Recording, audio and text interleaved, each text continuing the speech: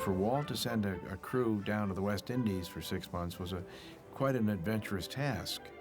Walt said, how'd you get on, Peter? Was it in Tobago? Was it okay? Well, it was tough, Walt. Well, he said, tough? It's war, Peter, it's war. There was a typhoid epidemic on the island while we were there. It was dark and squishy and slimy, and it was a real swamp. We had a crew that were fighting all the time.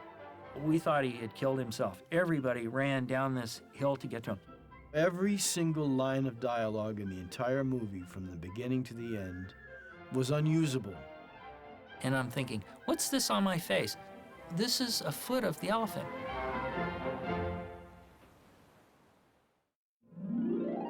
Hi, I'm James MacArthur. I played Fritz in Swiss Family Robinson. The film was a real adventure, both on screen and just to get it to the screen. Swiss was a project that Walt Disney had dreamed about, but none of us, including him, knew how hard it was going to be to make. Walt Disney Productions ended up with a lot of money tied up in England, and so Walt was looking for a way to make entertainment with this money. So he came upon this project called The Swiss Family Robinson that he thought would make a great film. They hired a British director, a very nice gentleman by the name of Ken Annakin. Walt and I knew each other quite well, and he said to me one day, you know, I'd like to make a real, true family film where if you were shipwrecked on a desert island, what would you like your family to be able to do?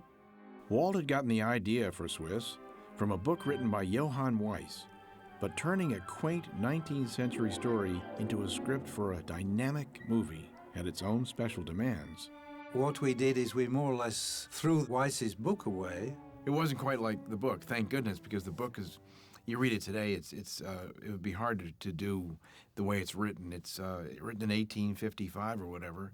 It's pretty old-fashioned in many ways. Walt had said, well, we were going to have meetings in his office each morning to decide what it was we would like the family to experience. Suddenly one day, when we were talking about pirates, Walt said it would be a very good thing to have a tiger on this island. I tended to say at that time, well, that's going to take us probably a lot more time to shoot because I've been in South Africa and I've had a trained lion, and all I can say is that every shot took probably 4 to 5 times longer than it would take if you were dealing with a non-quite such dangerous animal. And Walt just turned around to the others and said, oh, well, Ken's afraid of the tiger, obviously, but I'd like to keep it. And I must say, whenever the tiger was mentioned, Walt would say, well, although you're afraid of it, Ken, if necessary, I could come out and perhaps help you on those certain days. Of course, he never did, but he then said, I'm going to give you the very best sketch artist that I know of, a man called John Jensen, and you and he can write the whole second part of the picture in pictures. Ken's told me that working from a storyboard was the first time that he really did it, but he loved it. And those pictures became the gospel for the shooting of the picture. Lowell Hawley was then given our drawings and said, now write the dialogue for what happens in these drawings. I've never known a script written like that. So now, with a story and script in hand, the next order of business was finding the perfect location. Walt said, well, I think you should certainly shoot it in a tropical background. But obviously you need big cotton trees because of the treehouse. I would suggest you would start in Trinidad. And I think the third night we were there and we met somebody who knew what we were there for, and he said, I don't think that from what you've been telling us that Trinidad is necessarily the perfect island, but within 20 minutes flight there is a truly desert island, and the island is called Tobago. We were met by a wonderful taxi man who spoke English, and he said, I know you've come to find locations, I can help you. And within 1 day and a half, he had driven us around this 14-mile island. He had driven us to every location that we could possibly want. It was an awful location to be on.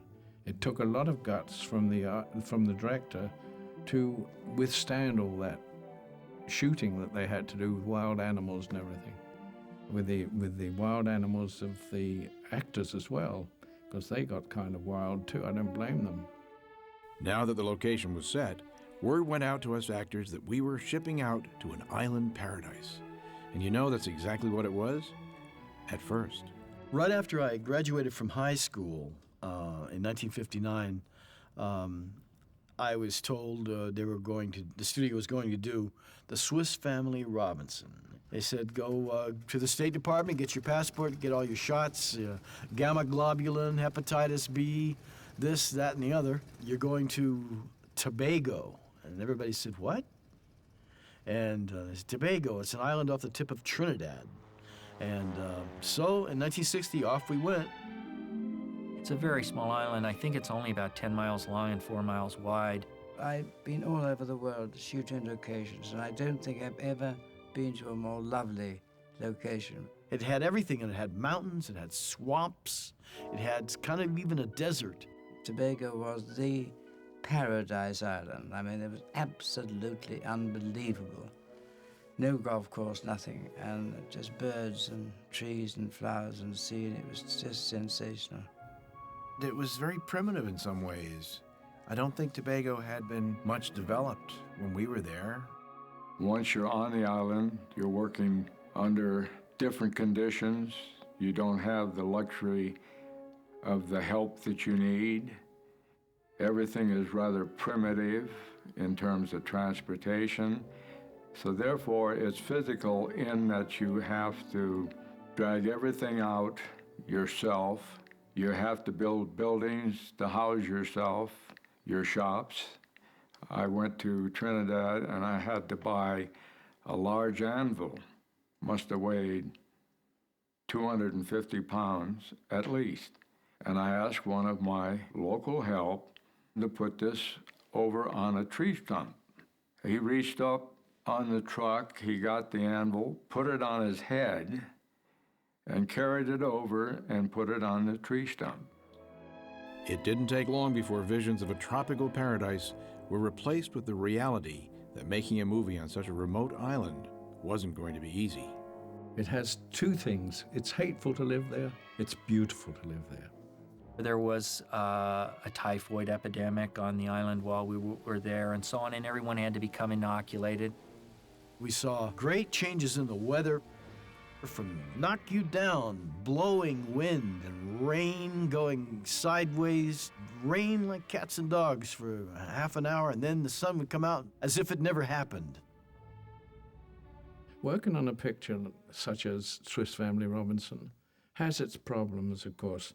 When you're down close to the equator, you have all kinds of animals and things that are liable to climb into your bed with you. For some reason, the biting flies in the Caribbean, they're particular about who they dine upon. And I was on their menu, and I got bitten, and they invariably got infected and sort of turned reddish purple and got a ring around them, and it was awful. We had a crew that were fighting all the time. They were a British crew, and they were grumpy, they were mad at everybody. They didn't want to be there, they wanted to go home, and it became very difficult for the production manager to keep them there. So he took all their passports away from them. While tensions were growing among the film crew that didn't want to be there, the cast got to know each other and grew closer together. We really became a family. One thing that I find interesting about this picture is that we had John, who's British, Jimmy MacArthur, who's an American, myself, an American, Tommy, who's an American, Dorothy's an American. We had Janet Monroe, who is British, too. And yet, when you see the picture, people accepted us as all being from the same family, from Switzerland, and and there it was. It worked great. Walt had always said that Dorothy Maguire would play the mother because she had been in a picture just before for Walt. She brought a sense of permanent love between husband and wife. It was a good thing we set out to do. We were right. And all that hasn't changed just because we were shipwrecked. Truth is, sincerity is the keynote to acting, as far as I'm concerned. And she was very, very true, and she had wonderful eyes. You felt that you were acting with a very good actress. John Mills is a very fine actor and has played many roles certainly in English pictures. He put in his belief in being a good husband and a good family man. This is a terrible thing to admit, but when I was 17 years old, I didn't know who John Mills was. I had no idea. Somebody said, John Mills is going to play your father. And I said, who is that? I went over there and I met this courtly Englishman. He was pretty much like what you see on the film is the way he was. He was fatherly, grave, serious. Take one is the important take. That's like the first night, and I was always a take one man. I mean, we had masses of take ones in Swiss Family. He's a legend. He's been knighted now for his work in theater and film. I enjoyed working with him. And while we were there, Haley, his daughter, who I had made another picture, Pollyanna with, was there, and we were great friends. She brought her sister, Juliet, who's also a great actress, and her mother. One day as I was walking to lunch, I think I was doing The Shaggy Dog. I was going to the commissary, and I saw a Mohawk Indian walk by me, and the Mohawk Indian was James MacArthur, and they were filming The Light in the Forest. When I came to do Swiss, I didn't meet him until I got to the island, and he came up and introduced himself. Oh, I said, you worked in Light in the Forest. Tommy Kirk and I got along wonderfully well. He was a joy to work with. He's a delightful actor, and with such a nice comic flair and a nice touch.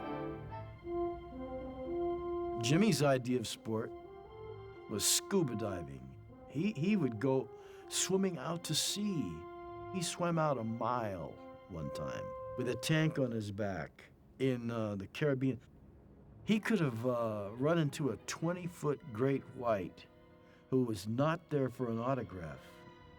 When I wasn't filming, we had that big ship out there, one of the ships we had.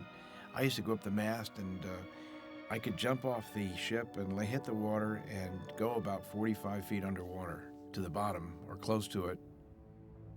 I think he was crazy to do that. But he liked taking risks. Tommy, I used to see after Swiss Family Robinson for years. We still send each other Christmas cards. And that's 40 years later. Fritz, listen. Do you think when we get to New Guinea, if we ever do, there'll be any girls our age? By the time we get to New Guinea, we won't care what age they are. They were able to show a certain natural revolt of adolescence. They perhaps felt after they'd been there for 6 months that they would like to see other places and get away from Dad and Mum and show that they could do things, and we allowed them to do it. And of course, they allowed them to find a girl and bring her back. It was my fault. The gun went off. She didn't mean to fire. I don't care. I could have been... What did you say? She didn't... It's a girl. Janet Monroe had such a wonderful sparkle about her. That red hair, those big eyes, and they put her in pigtails for the one thing, and she just, and the freckles, she just was a wonderful, upbeat actress to work with.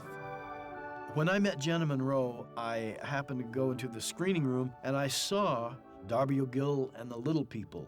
It's a great performance, beautiful performance. And she holds her own with Sean Connery. And then I found out she was going to be in Swiss. I met her over on the island.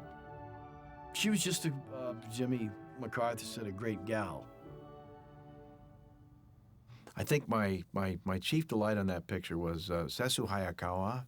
He arrived from Japan with two very beautiful young women whose entire job was to fan him between shots. So Tommy, Kirk, and I and others thought Mr. Hayakawa had arrived, and we were waiting for the day when we could have two women fanning us between shots, you see.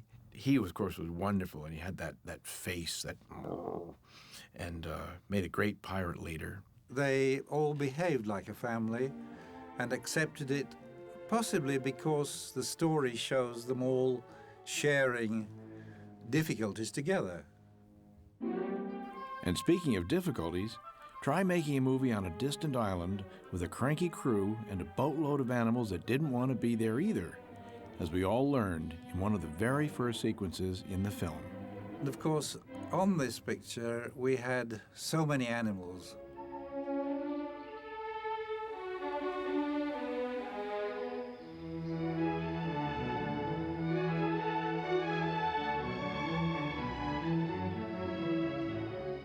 All the animals were flown into Tobago, and you come face to face with a rhinoceros round the corner.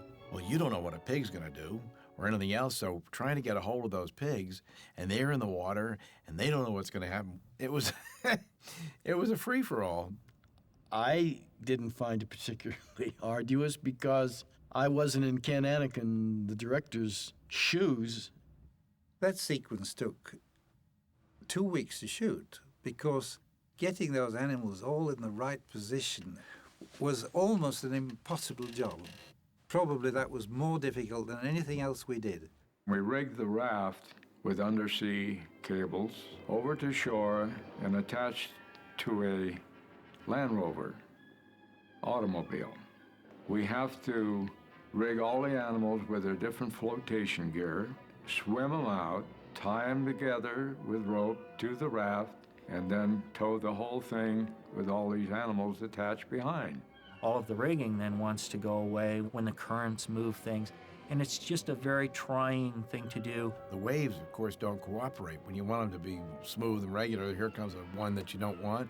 And just when everything's right, get one that almost tips the raft over, and then the dogs almost, they think it's going to go over, so they jump.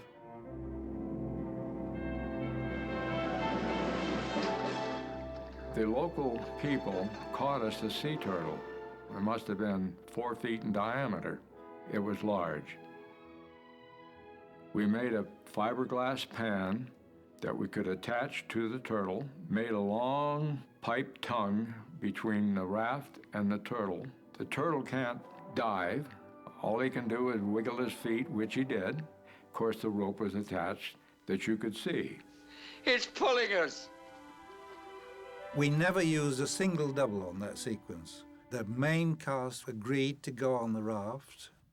Dorothy, she had never shot anywhere except on the studio lot and in a studio. And to be put on a raft with water falling all over her and to slip into the water and be pulled onto the raft by other actors, this was quite something that she has never forgotten. Sorry, Mother.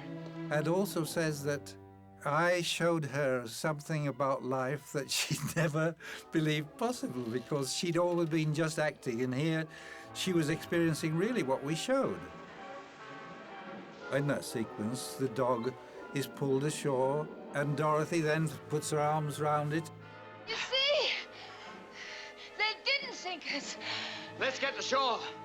I wouldn't dare pray for any more miracles, not in one day. It's all so natural. I think that's some of the things that a family loves to see. And once we got the animals on the island, that wasn't the end of our problems. There were a lot of challenging scenes dealing with animals. We had 8 dogs to play 2 dogs. And one dog was a wonderful swimmer for the raft sequence, and another dog was trained as his pal to do anything that he did. And then there was the dog that had been a hunter, and Walt insisted that he must make contact when the 2 dogs are attacking the tiger. I'll always remember that day as one of the ones where I went with a real worry on the set because I love animals. How do you control a tiger to take, slap a dog or just go and it's all over? I was concerned that the tiger really would turn and rip the dog. Fortunately, I think we had maybe tied his head for a moment when they were to come right at him. One of the dogs certainly did make contact with the tiger, which was exactly what Walt demanded.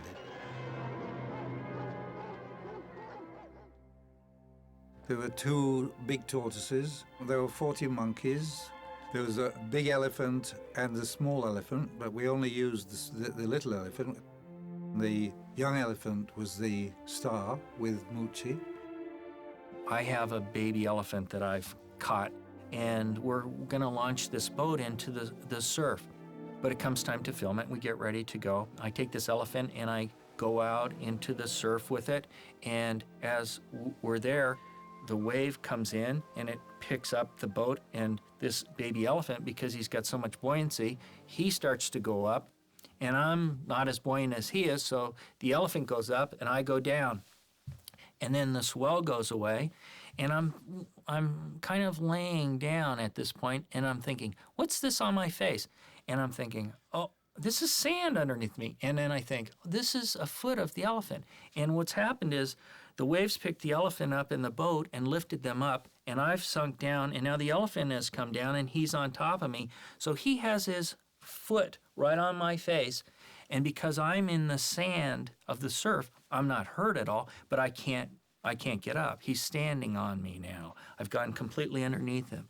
So I'm there, and I'm thinking, I wonder when another wave is going to come in here. I don't know how much longer I can hold my breath here. And pretty soon a wave comes in, and the elephant he floats up off of me, and I pop up, and here's Ken going, where have you been? You know, this is no time to fool around. We're trying to get you. I thought, well, if I tell him what happened, he won't believe this. So, okay, sorry. And we just go on with it. We had 6 ostriches. We had, I think, 4 zebras. We had 100 flamingos. We had 6 hyenas.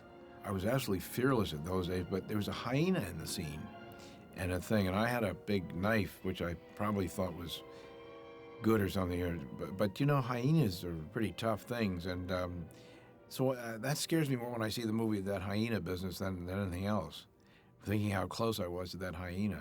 The family, after being there a year, have a race of the animals. We gave a zebra to Janet Monroe. We gave the ostrich to Tommy Kirk. And we gave the little pony to Jimmy MacArthur. What? Oh, that little donkey was a little burro thing, and it was just as ornery as hell. I was almost laughing with glee as I had gotten ahead of Tommy. So, and then the donkey stopped, and I did a perfect flip. It's in the picture, and this wasn't choreographed. It just, the thing stopped, and I went right over, kaboom.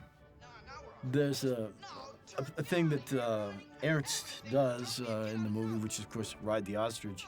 I was very leery of that because the trainer told me, oh, it's no problem. She's a good bird. All you just climb on her and she can carry you and everything. He said, but whatever you do, just don't stand in front of her because they will kick you if they can, and they can really hurt you. An ostrich foot is about that big and it weighs about 10 pounds.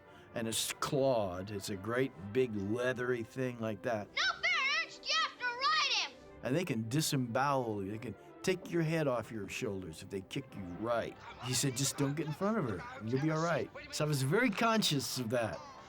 And she would turn around, when I'm trying to get on her, she'd be turning around, and I'd turn with her, trying to stay out of the line of fire. I'm gonna ride you if it's the last thing I do. The ostrich, not my favorite. They're very, very tough. This one escaped the day he was pulling Kevin behind him. He tore her across the compound and went straight to her hut and out the other side. They're like iron. Riding a horse from riding an elephant are, the process is the same in that you stay on if you can, but it's different in that an elephant, you get right behind the head of an elephant, and right behind their ears, you lock your knees. And you use your knees to kind of keep your balance and stay on that animal. Wrong way, Roberta! Come back! Roberta! Come back here! The race is just coming to an end Janet Monroe, and her zebra shears off and she's thrown. Well, she didn't mind being thrown because her father had been one of the best comics in Scottish music hall, and she was always prepared to do stunts. The strength of the picture was it was actually happening. You know, you could see it was real. No, wrong side! It was supposed to be wild and wacky. Going the wrong way, Roberta. Come on, Rocky. And it was. It was disoriented, and everybody's going off in different directions, and nothing was working right. It was a kind of like the Mad Hatter's Tea Party in Alice in Wonderland. It was fun. It was fun. It didn't get any easier after the animal scenes were shot. We, the actors, performed a lot of our own stunts. And looking back at it now, things really could have gone wrong. Anything could have happened. That sequence in the swimming hole was a lot of fun. It was great. Now, some of that was not natural. It had been sort of constructed. Come on, I'll race you down. They put some kind of rubber goo or something on it so you could slide down it. We were just, again, having a ball. No, it's mine too. After me. After me. I had one very tricky time. We swung on tendrils across a lake, and something happened in the middle of the swing. The rope got twisted, and I had to let go. And I let go and landed in the lake, and I missed an underfoot pylon by about a foot. It was underneath the water, and, well, it would have been pretty disastrous. They had that swing, and I kept thinking, I don't think I can do this. The stuntman could do it, see, and he's saying, trying to show me how to do it, and I kept falling or I kept missing and so on. So I finally got my dander up. Now, steady, Fritz. Go on, Fritz. Made a run at it, and I actually got through, but I forgot we were filming. So I got through, and I went, like there was something. Well, it's in the picture. They just, I guess they figured that was the only time they were ever going to get me doing it, so, but I was thrilled that I had actually done it. Jimmy MacArthur got hold of a rope and swung across easily, and Tommy immediately said, well, I can do it too. I said to Moochie, well, you know, you might fall in. He said, I don't mind if I fall in. And he did it exactly the same as the other boys. He wasn't going to be shown up by his elder brothers. Swinging across the lagoon had a few risks, but then Tommy and I had to go slogging through a swamp so that we could wrestle an anaconda.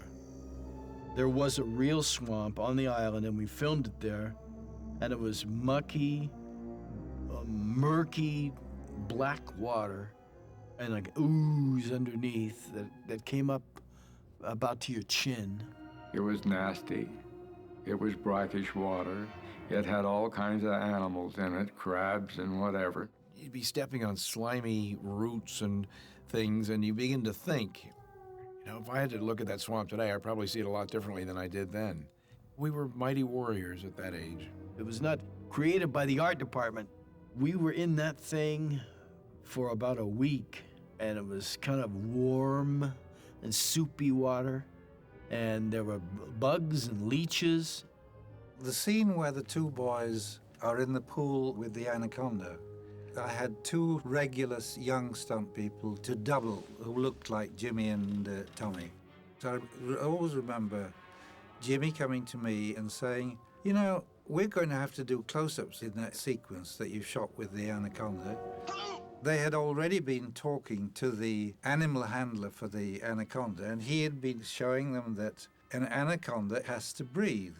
So if you can hold onto its head, you may feel it beginning to circle round you. But the moment you put its head in water and hold it in water, it'll unwind. We put the snake into the swamp, and the snake would take off and head for the mango roots of the trees and lock himself in. We would have to, as crew, up to our neck in the swamp, go out there and grab him by the tail and pull him out of these roots. No easy job because he's entwined in the roots. It was old Sam, and they had him sedated, so the snake was... And we had to grab him, pretend that he had attacked us. We had to thrash around and wrestle around, and that went on and on and on. The trainer that handled the snake would get the snake in his arms, and he would pet the snake on the head, and he'd say, "What are they doing to you, you poor dear?" I think the snake weighed about 240 pounds, and it was about 20 feet long or 21 feet. The snake got very heavy. There's a lot of weight, and if I hadn't been in the water, it would have been just too much.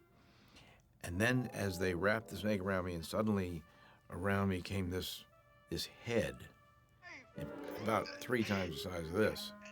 And he's looking at me, and I'm looking eye to eye with this thing. I do happen to know through Jimmy's, MacArthur's wife, that he didn't sleep at all that night, even though he'd volunteered to do it. Suddenly, it was all wrapped around me. It wasn't squeezing or anything, but suddenly I felt all the coils just go like that, and it dissolved. And suddenly I said, "Hey, the snake's gone." So they're all looking around. Where's the snake? And suddenly the focus puller on the camera, you hear this voice, "Ah!" And the snake had come up right next to him. And it was this big head was sort of like there. And he was like this. "Ah!" So the snake was then recaptured and sent back to work. The animals and the stunts were all important ingredients to the film, but there were also those fantastic sets and buildings, including my favorite, the family treehouse. They spent months and months building some of the most incredible sets I've ever seen in my life. They had a shipwreck built out in the middle of the ocean on the rocks. There was a huge fortress that we had in the picture on top of a cliff overlooking the ocean. It was a rock kind of fortification. And they put this huge tree house up in this huge tree. It became an amusement at Disneyland later on. It was so interesting. In the script, at the top of the page, it says treehouse sequence. And I showed up, and there it was in all its radiant splendor. All the artisans and technicians had been working like beavers, I guess, to construct this thing. And it was miraculous. All the latest innovations. The tea house was built in Tobago, and it was actual, and everything worked. It was a wonderful piece of work. To see this magnificent thing grow out of nothing, pretend that you were one of the ones who built it was great. It was exciting. It was the art director, all the ideas of the waterfalls and the water cups and things. It was like a water wheel, and it would scoop water out of a stream, and it would tip it, and then it would pour, and it would go, and the water would run here, and another thing would tip. It became like a Rube Goldberg type of apparatus that would get drinking water into a barrel over here. I never went back to Tobago, but I'm told by people who've been there for years it sat there. But then apparently there was a hurricane, and a hurricane whisked it all away. So it is no more. It's only at your video store. After all this time, effort, and hard work by everyone, the cast and the crew came together in the film's big climactic scene. They were not pirates. They were Englishmen brought over who were stunt specialists who could handle swords and cutlasses, and through the miracle of 2 very good makeup men, they turned them into Malay pirates and cutthroats from the Barbary Coast or from the Indian Ocean, or wherever they come from. In the final attack, we aimed to make it tremendously realistic, even though you might get laughs out of certain things that happen to the pirates. The scenes when the pirates come ashore and they go across the bridge and the bridge has been fixed and it collapses, that obviously had to have perfect timing by the special effects. By cutting off the underpinning, like the legs, the pilings, we would hinge them. We call that weak knees. When you trip the weak knee, the piling collapses and whatever's on top of it falls. The family didn't pull it down. You saw them pulling ropes, but we were actually tripping and pulling to make it collapse. But it had to be held together until we said trip. Of course, the tiger in the tiger pit, that was an idea that Walt had when we were running through all the things that the tiger could do and why we should have the tiger in the picture. We actually had a pit that was covered with palm fronds, for the pirates to fall into. We see pirates jumping out of the pit, and they're being launched by devices that we constructed at the studio, which is a air ram type activated platform. So it assists them to overly jump like they're really frightened. There was also another shot where a pirate is running out of the pit on a log, and that is the animal trainer, Mel Kuntz. For that particular shot, I had to tie Mel Kuntz and the tiger together with a cable. So I rigged the tiger with a collar, hooked the wire onto him, and as Mel runs up the log, the tiger is chasing him. Once we did the shot several times, the tiger jumped on Mel Kuntz, and he said, "No more for the day. This guy is wild." We had a tiger in a pit that was about 12 feet deep, and we were ready to shoot. The trainer couldn't get the tiger to react. He just went over and sat in a corner and just sat there. So I got a stick and I jabbed him, and he still wasn't reacting.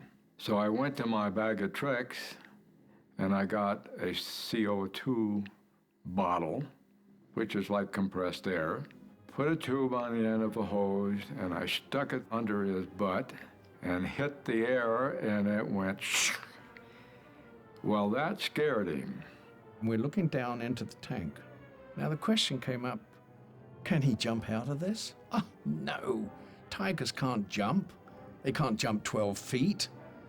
Well, they prodded the tiger, made him so mad, he got more annoyed than most tigers.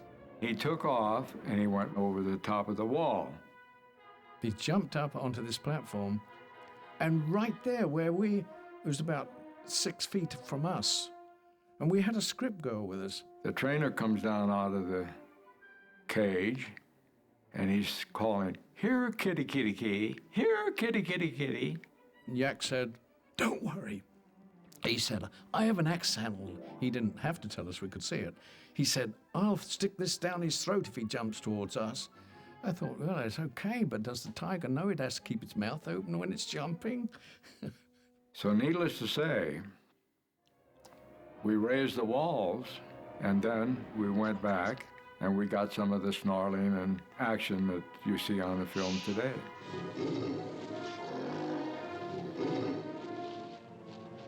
I think a very good scene where the pirates are climbing up and one of them falls back. We had it all rigged so that we get a most spectacular fall.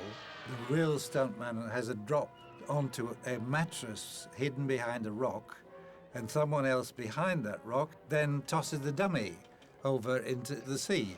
So it looks a very, very impressive shot. Today's film people would say that there's nothing special about that, but in those days we felt very proud that that looks very real. We wanted to show the family putting up a genuine, good defense, and we wanted the pirates to seem quite as dangerous as they could be. This character that I play came up with this idea about taking coconut shells and we'd put gunpowder in them and put a fuse and so on and make a bomb.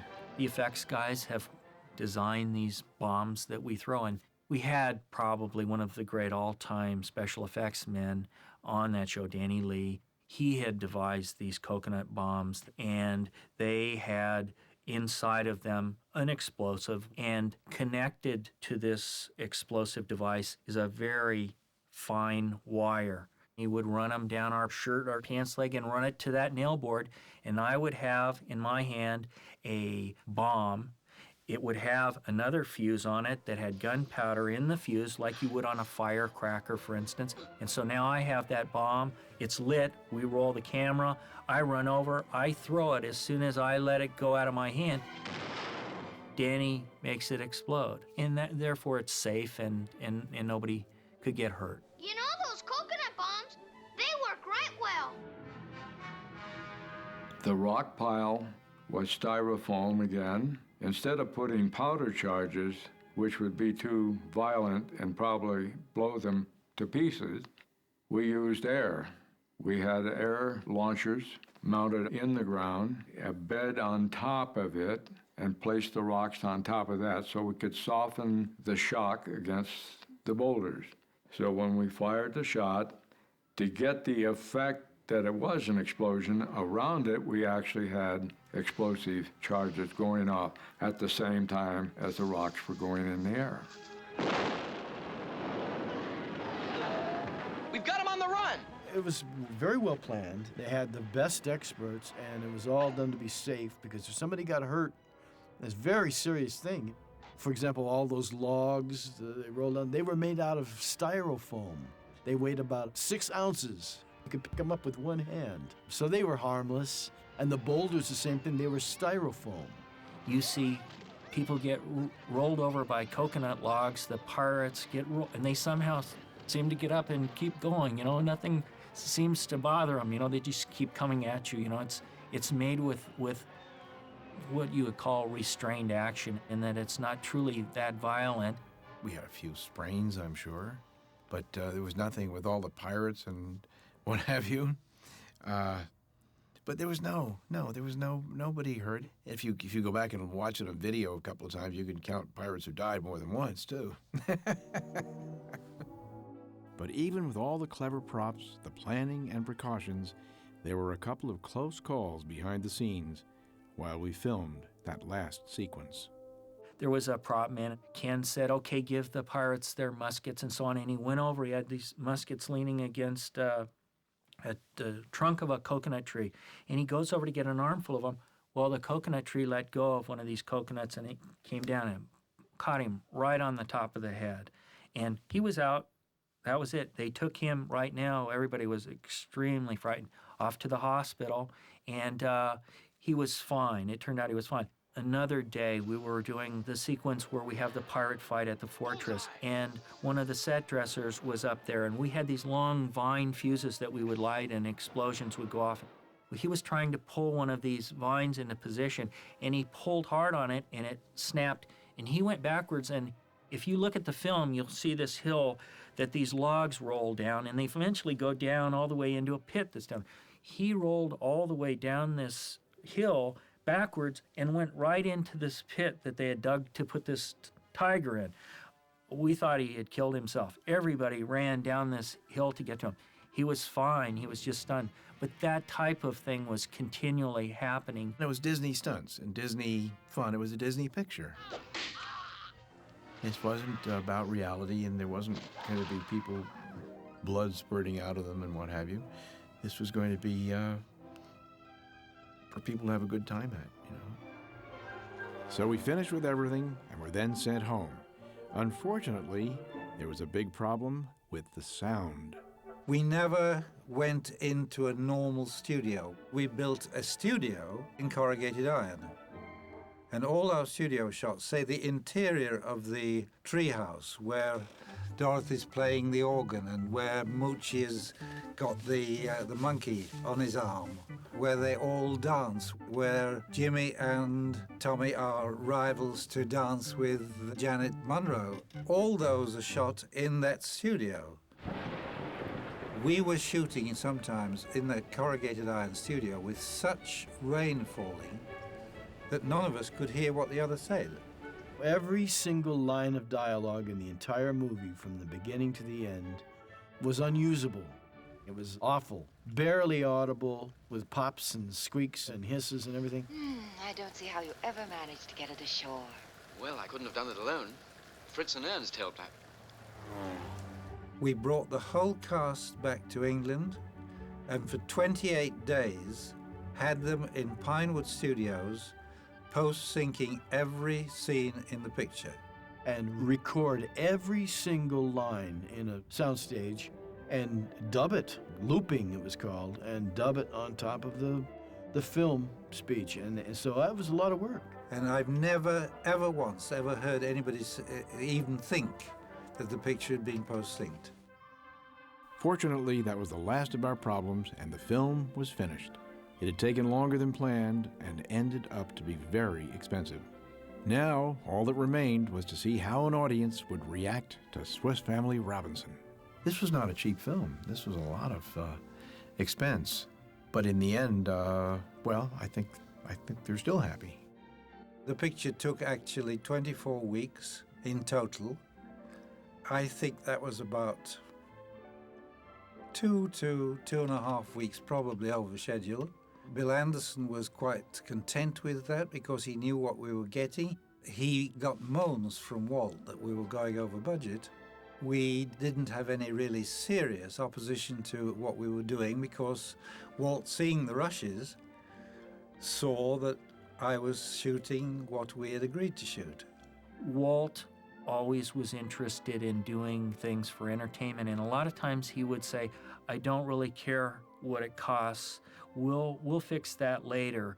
Somehow I'll come up with the money to take care of this. But what I think is really important is that this is entertaining, and let's entertain. It was received very well, and people were kind of oohing and eyeing about all the things that we did, and the snake, and the ships, and it was very well received. Walt felt that we had achieved what we all jointly set out to do in the beginning. I can't believe it. I think it's a movie that is loved because it's everybody's dream. Everybody's dream. They live in a hard, brutal world sometimes, in poverty and struggle and strife. And everybody dreams of finding a golden island where they can begin a new life. I thought it was vastly overdone in the Catching the Pirates, but apparently everybody loves it, so I no good asking my opinion of films unless it's very popular, and then I know what to say. And this became extremely popular, by the way. It was satisfying to see a good response to the picture because there was a lot of effort, a lot of hard work, a lot of hard time to produce on screen something that isn't real and make it look real. And for the public to accept it, it is satisfying. When it was shown around Christmas, I was very happy to go to some of the performances and see how kids would be shouting, "Look out! He's coming up behind you!" At the end of each show, there was always applause, which shows that we'd pulled off what we had hoped to do. Nature's a beautiful thing, and Swiss Family Robinson appeals to that. People get to rediscover the beautiful earth again. So that's a lovely thing. And then to have this paradise threatened, and the family has to pull together and fight to hold on to this from a very real thing. So Swiss Family Robinson appeals to universal human concerns. It's why I think it's a classic.